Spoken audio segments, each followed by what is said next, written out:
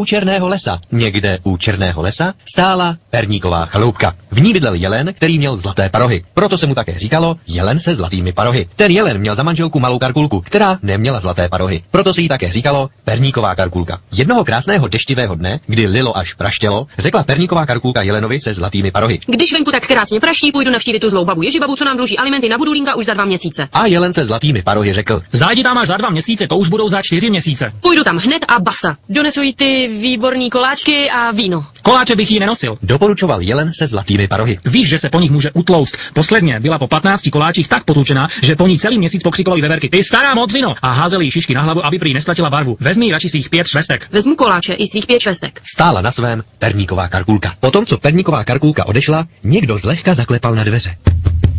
Kdo je to? Otázal se jelen se zlatými parohy nervózně. Neboj se, Ozval se tenký hlásek. to jsem jenom já a dalších 39 loupežníků. Pust nás dovnitř. Manželka mi řekla, abych nikomu neotevíral. Jen 2 prstíčky ti tam strčíme, jen co si je ohřejeme, hned zase vypadneme. Jelen, protože byl dobrák, malinko pootevřel dveře. Mezi futry se objevilo náhle 80 prstíčků. Jelen, protože byl svině, dveře rychle přibouchl a 80 prstíčků se mu mžiku válilo u kopítek. Jelen se zlatými parohy si už myslel, že má vyhráno, ale přitom měl prohráno. Loupežníci totiž byli strašně vyčúraní a volali: Jelene se zlatými parohy, vzdej se, nemáš šanci, my jsme totiž strašně vyčúraní. A tak jelen se zlatými parohy poznal, že nemá šanci, protože loupežníci jsou strašně vyčúraní. A otevřel. 320 prstíčků sevřelo se kolem jelenova zlatého paroží a táhlo ho ven. Jelen se zlatými parohy celý naštvaný volal: Sakra, kdo mi to tady loupe perníček? To jenom větříček. Odpovídali mu posměšně loupežníci. Naštěstí nedaleko kácel Chuck Norris. Staré duby. Zaslechl jelenovo volání a mžiku přiběhl na pomoc. Vrhl se na loupežníky a skopal je do kulaté krychličky. Loupežníci začali úpět a naříkat. Volali: My nejsme 40 loupežníků. My jsme jenom 20 jeníčků a 20 mařenek.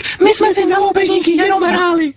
To jsem z toho jelen. Řekl Chuck Norris a proměnil se v jelena, co však čert nechtěl. Najednou vyběhl z Černého lesa, který se čirou náhodou jmenoval Černý, a taky žáholec, loupežník Rumcajs. Ho, jelene. Zařval, až z jíčínských eurooken padaly květináče. Dostal jsem tě. Vytáhl svoji pistoli nabitou hodně, ale hodně tvrdým žaludem Chucka Norrise, a Chucka Norrise jelena odstřelil. Za dobrotu na žebrotu. Řekl princ Bajaja a jak se objevil, taky zmizel.